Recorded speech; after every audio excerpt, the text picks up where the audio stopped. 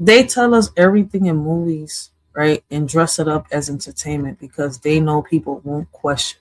All right, they won't question what makes them laugh, cry, or binge watch. They hide truth in, how can I say, fiction, because fiction feels, how can I say, harmless.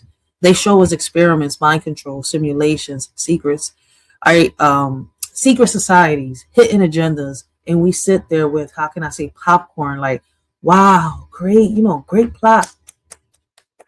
Meanwhile, the writers probably, sitting there like, if y'all only knew, if y'all only knew.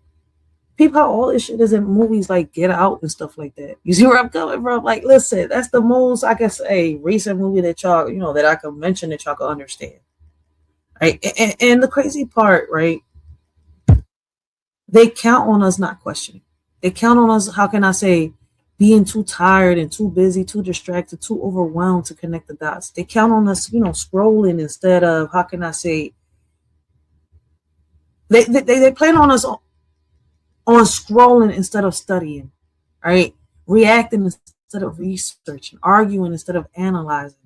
They don't have, how can I say, a hide the truth. They just, how can I say, have a keep us entertained long enough.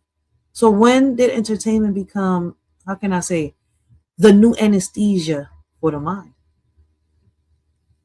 Like at the end of the day, awareness is the weapon, right? Curiosity is the shield.